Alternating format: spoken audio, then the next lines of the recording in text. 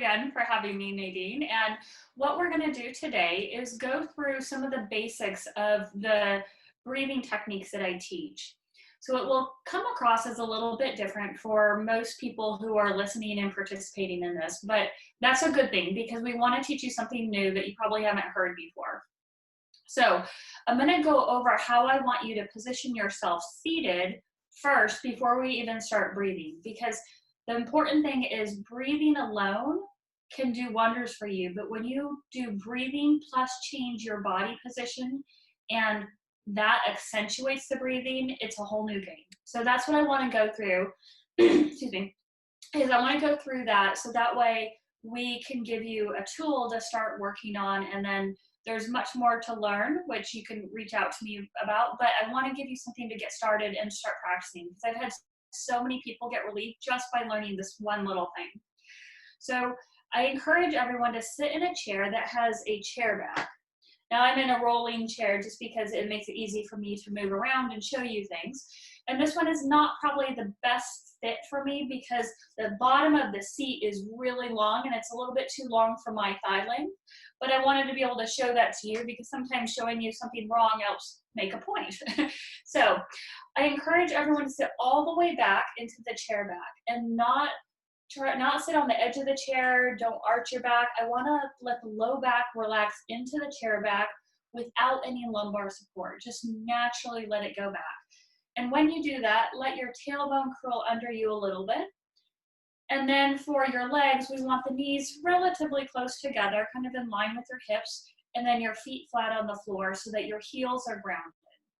We always want those heels grounded. I encourage people to stay away from chairs where they have to go up onto their tiptoes or where their legs are dangling. And sometimes I know people who are on the shorter side, I encourage them to put a platform, a book, or something under their feet just so their feet are grounded whenever they're sitting in a chair. If you're out and about, I encourage people to throw a purse or something underneath their feet if their feet aren't touching the ground.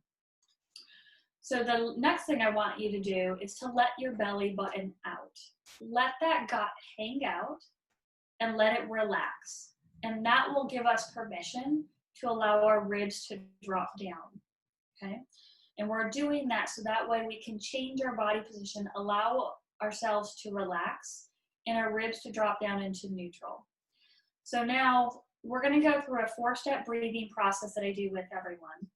I start them off with a simple process. It gets more complicated than that, but we're going to start off very basic today and just to get you into a rhythm.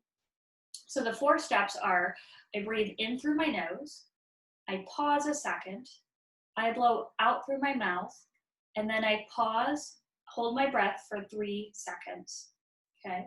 So I'm going to do it first on me, and then we'll go through this with all of you, and you guys can practice, and I'll say the words over and over again. So I'm going to breathe in, pause, then I blow out through my mouth, and I pause, holding my breath, 3 seconds. And then I breathe in,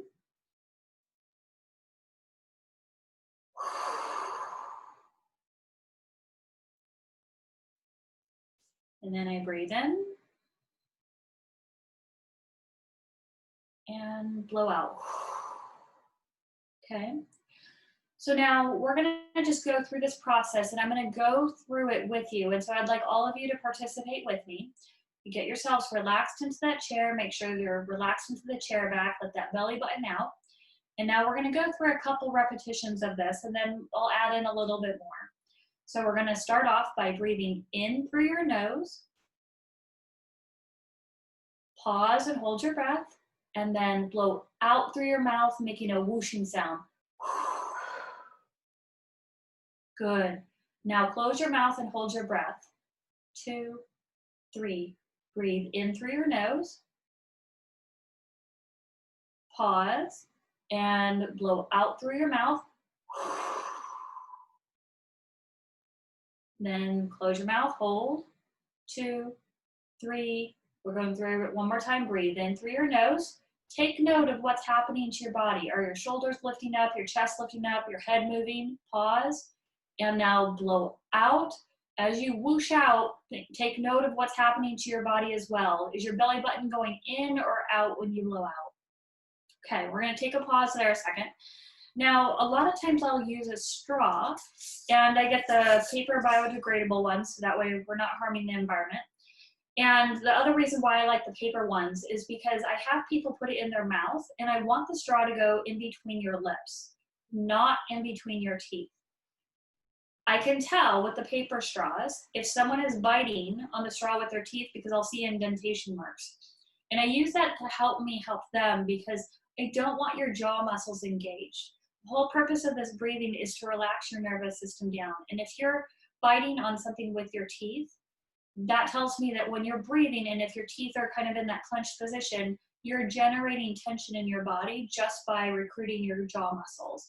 So it's a good thing to use a paper straw. And then I also cut it in half just to make it easier on the cheek muscles because most people aren't used to blowing that much. And so we don't want you to get too tired. So we're gonna put the straw in the mouth and we're gonna do the same process. So we'll breathe in through the nose, pause a second, blow out through the straw, and then pause 3 seconds. The straw is very good for providing auditory feedback so you can hear a whoosh sound, but it also keeps your airway open so you're not pinching your lips off and you're not afraid to keep your mouth and your airway open to blow all the air out. So I'll do one round of that with the straw. So.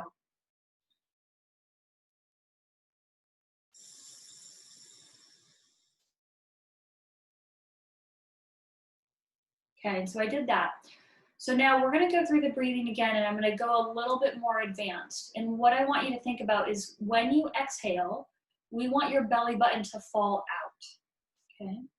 So we're gonna do a little bit of motion with our hands. We're gonna put one hand on our chest, one hand on our belly, okay? Now we're gonna breathe in and we don't want our hands lifting up. We want the air to go in our nose to our throat. It's okay if you have some lift on your chest, but we're trying to avoid that huge lift of the rib cage. We just want a gentle, gentle breath in so it feels like we're filling up our throat and we feel like a suction in our throat, which is a hard skill to accomplish. But I'm just giving you some more details and take some time to practice. But we're gonna breathe in through the nose, then pause, and now blow out through the mouth, letting the chest drop in, the belly comes out into your hand. Okay, so as you blow out, then hold. 2, 3, we're gonna breathe in through the nose, pause, now blow out, dropping your chest away from your hand and let the belly spill out into your hand. And what you'll start to feel is how your sternum, your breastbone, and your ribs start to relax in, and you'll start to get more movement in your rib cage. You'll start to feel the muscles, like your pec muscles, the muscles in between your ribs, they'll start to soften as your body starts to de-stress and the tension starts to go out. And what you may even feel is your low back relax, your butt starts to relax, you may feel your legs relax, the thighs relax, your shoulders relax. But the key is with this is breathe in through your nose, pause a second, blow out through your mouth, letting your chest drop in away from your shirt and let your belly button spill out as you're blowing out. That part is so critical and it's the opposite of what we do most of our waking hours and sleeping hours. We're so used to sucking in our gut to try to expel air out when actually we want to do the opposite. We want to let our belly button out so that our side muscles can draw down to compress down on the diaphragm and support the diaphragm walls so the diaphragm reshapes so we can inhale. So we have to work on doing that the opposite way, and you'll start to feel how your body relaxes all throughout your trunk and your shoulders and your back.